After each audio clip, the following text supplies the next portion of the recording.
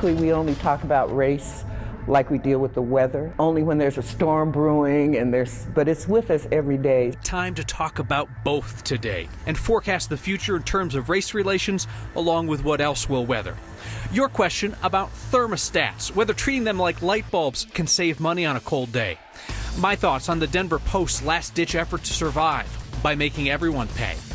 Hairstyles have changed in the last 7 decades. This hairstylist hasn't. And Steve Steger explains why so many nice people turn into behind the wheel. Next. Martin Luther King Jr. changed the world with words. No offense to the elected officials who speak at parades on this day every year, but few speeches soar and land with the impact of Dr. King's. So let us listen instead, as elected officials listen today, to the voices of young Coloradans writing the next chapter on race in America. For that, we go to Manual High School in Denver. And this day of service for us is our service to the youth of our community. We're really trying to engage and educate and support African American youth. Now, what do you think Dr. King would say if he was here with us today? Spoke up for what was wrong and make sure that everyone knew what was going on. Make sure that we keep fighting for what we know is right. Our discussions around race have become more divisive given our current administration. But I think there's a good side and a bad side to that. Yeah, I'm sure there are a lot of people who think that it's probably not going to get better and that it'll only get better if certain people are up and actually doing something about it. Those conversations need to happen. It's unfortunate that the climate is becoming more divisive, so we've got to do everything we can to bring people together. You don't have an easy road as a black girl. What I want the most is for people to understand and be aware of what's going on and make sure that they see that they can be someone in this community too. The question is it diverse inside the classroom, and sometimes it's not, especially when we talk about, AP classes and honors classes, which I'm in. Usually I'm the only African American male. For me personally, I feel uncomfortable asking questions to my peers and to the teachers because I don't want to look like I'm stupid. And I know that sounds cliche, but it's something that I've had to struggle with and that I've gotten over. So if there were a white student asking the same question, it would be okay. I believe that people are actually doing things to make sure that this is going forward and make sure that these race relations and problems are getting better. So I want to leave you with one simple truth. Don't let anyone convince you that you are less than, that you can't learn, that you can't become anything that you wish to be. There is greatness in our race, and there is greatness within you. The Colorado Black Roundtable through the lens of our photojournalist Chris Hansen. Dr. King wrote from the Birmingham jail in 1963, "Let us all hope that the dark clouds of racial prejudice will soon pass away." Of course, those clouds remain. Yet those who share the doctor's vision press on. Beneath gray skies today in Denver with icy streets beneath their feet, they march from City Park to Civic Center. Whoa, whoa, we came to march, we came to sing. We came to march, we came to sing. Happy birthday, Dr. King. Happy birthday, Dr. King.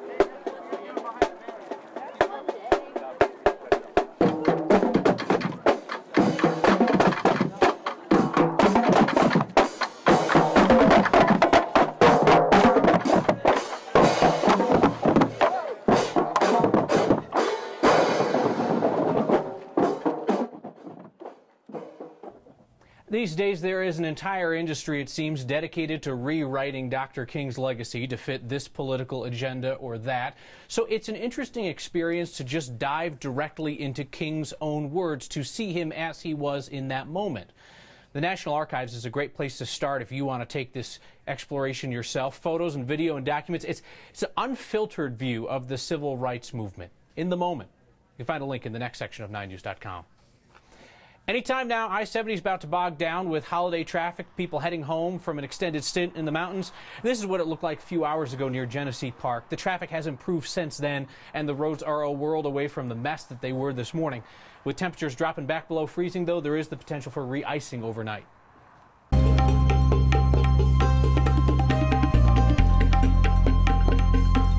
If you had to be out and about this morning, it was an absolute mess. A headache for sure, as we had to deal with freezing drizzle, some fog, and a little bit of light snowfall, just making the roads treacherous. The snow, it wasn't a lot, but did it do some damage out there? About 2.5 inches stacking up in Greeley, Federal Heights, 1.5 inches, and about 1 inch or so in Estes Park, just shy of that in Akron. Tonight, our storm system is starting to push off to the east, still bringing heavy snowfall to parts of the Great Lakes through Cincinnati, and the back edge of this front is still in south central Colorado. Little light snowfall for the next couple of hours near Colorado Springs and Pueblo.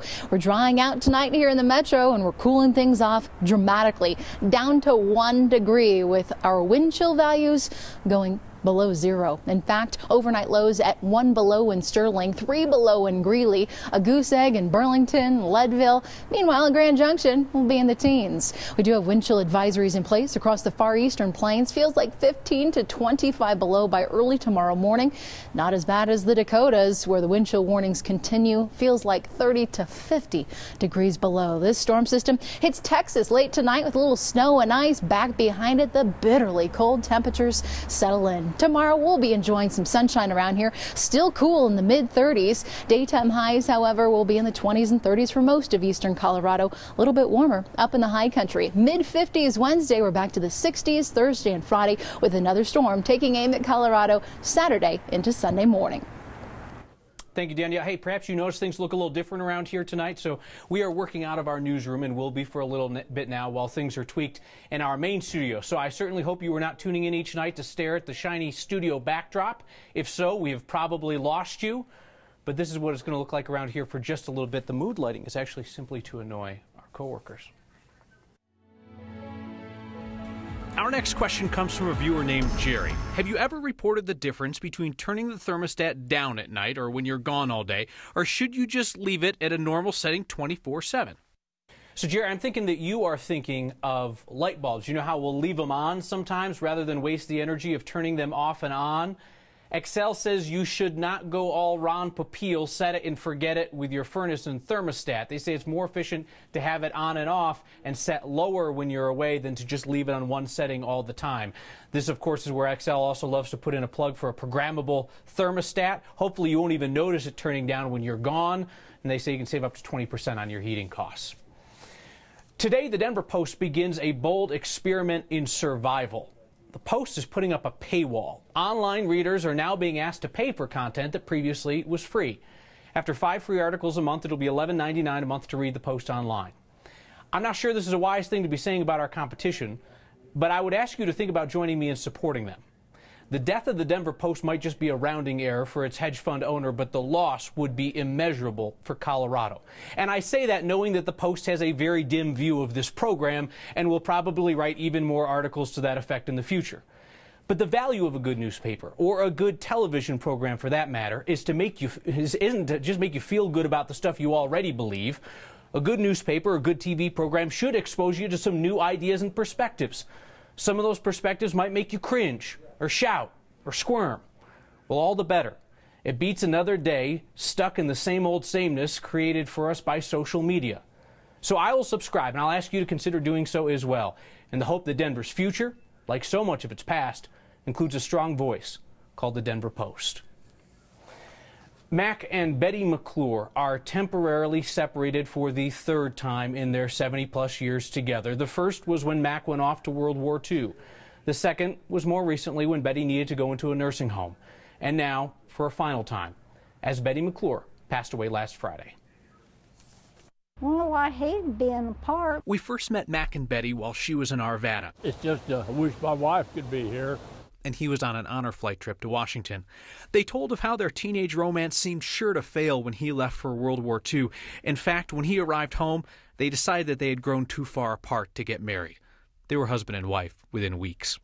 Listening in on both ends of their phone call between Colorado and D.C., you heard a lifetime of love. Hello. Hi, sweetheart. Hi. Are you having a good time? Oh, yeah, I'm having a ball. This week, Betty McClure will be laid to rest at Fort Logan National Cemetery, where someday she will be joined by Mac when their last separation is through.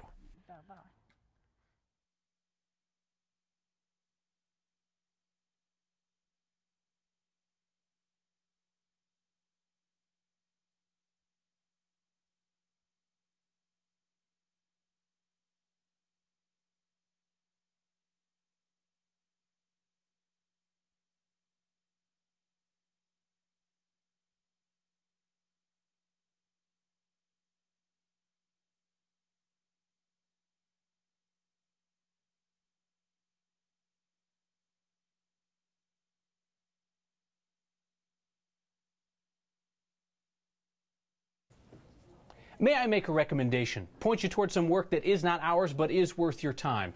The High Country News has a look at gentrification through the eyes of someone whose job it is to travel through neighborhoods and get to know the people who call them home. A mailman, a letter carrier.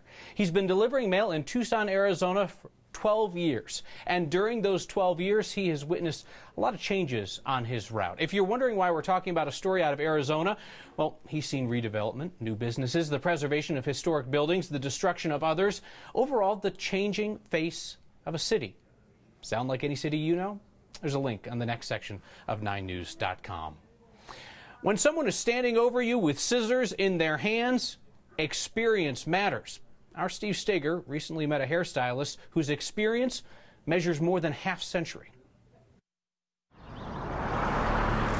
You ever take in any of the movies or anything like that, Jerry, or just watch them on TV? Oh, to be a fly on the wall inside Betty's hairdo, the tiny room where nothing's off limits. Government, children, family. Even what's on sale at the grocery store. Yeah, boy, that's right. Betty McGregor always finds something to talk about with her customers. Sometimes they'd ask me advice, and I tell them what I think, but you don't have to do what I think. You know? I'd kick him out if it was me. Didn't always mean they'd do it. They really ought to. Betty has given out a ton of advice in her 70 years in this business. She's been cutting hair since she was 18, which is pretty remarkable when you consider she's now 90. An easy excuse to retire, but when you ask her about it, she'll tell you there's a reason she keeps going and point to the sign above the door. But I still curl up and die for you. And Betty will make sure you know that's a why, not an I. Too stubborn to die. I should have been dead 2 or 3 times already. She's survived cancer a handful of times, and she still keeps going, cutting hair most days of the week and painting anytime she can too. She's proud of that artwork, though her clients will tell you her true art comes with a pair of shears. Yeah, she does a good job. They go away and they try somebody else and then they come back. And she plans to keep it up. I guess I like it. I make the lady feel good, and it makes me feel good. After all, there's much more problem solving to be done. You take it easy. I will. I'll see you next week. We'll solve the world's problems. In Federal Heights, I'm Steve Steger.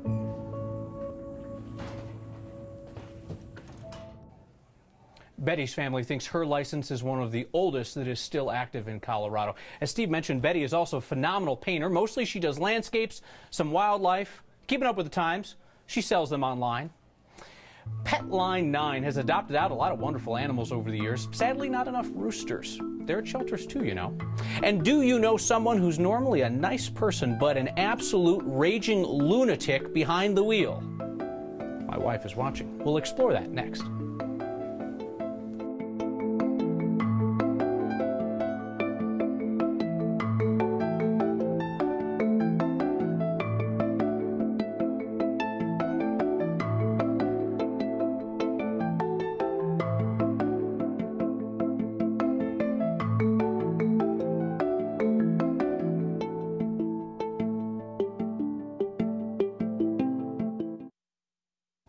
The Denver Animal Shelter recently won the internet, and we did not want it to go unnoticed. Vintage alarm clocks now available. That is how they announced the availability of roosters and chickens at their shelter. You can only take home one if your municipality allows it, and you should probably also consider the impact on neighborhood relations. We checked. There are currently 3 roosters and 1 chicken available for adoption at the Denver Animal Shelter. Custard, a male yellow and black rooster. Gouda, a black rooster, and Pepperjack, a black rooster. Somebody at the shelter likes cheese. They're living in Denver now, but not for long, seeing how roosters are not allowed in the city of county in Denver, so Gouda and Pepperjack are headed for homes in other zip codes. If you are of a certain age, right about my age now, your social media feeds are filled with photos of new babies and joyful families, that obnoxious joy. Well, Lucy Schultz took this to a new level. She is a photographer, so she's seen about every welcome baby photo that you could imagine. But they adopted a cat, And in doing so, they posted an epic series of photos online. Her boyfriend is up for the poses as well. Her friend Elizabeth handled the photography, and the end result was really, it's something. I mean, it really is, it's pretty interesting. 60,000 people have shared these photos since Friday. And Lucy says she does not care that this is how she may end up being known on the internet forever. Can't believe and also can believe that I'm going to be known as the lady who gave birth to a cat. That's just something that would happen in my life, but it is definitely surreal. It's fine. I mean, I think if it was something that I was like ashamed of, then I have a problem with it. But I was just so excited to share that I got to adopt my cat. Like, that's been my dream, and so to be known for that is like, okay, you know, she's a little odd. Yeah, sure I am, and that's okay with me. Cat's a little odd. That's fine. That's fine. Lucy said now that she's got her 15 minutes of internet fame, she wants to use that platform to get people to adopt shelter pets. So a very worthy goal there. It's a sign. It was spotted by an RTD employee in an RTD employee bathroom. A sign reading, "These are low-volume, water-saving toilets. Please flush frequently to avoid stoppage." That would seem to defeat the point of having a low-volume, water-saving toilet if you just have to flush it a bunch of times to achieve the same effect. It actually seems quite infuriating. The RTD employee did not want to be named for obvious reasons, but he noted, yeah, it's a bit confusing. If you see a sign that makes you smile, send it our way. Email next@9news.com or get our attention with the hashtag #HeyNext. Dr. Max and Steve Steger talk about something that affects all of us, road rage. Next.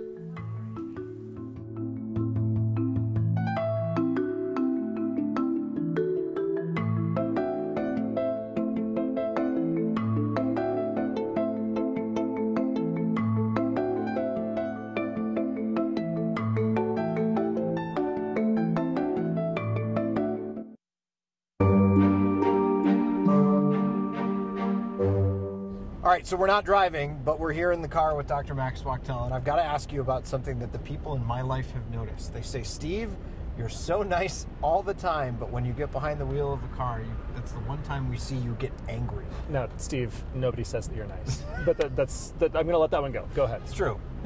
Why do we get so angry behind the wheel of a car?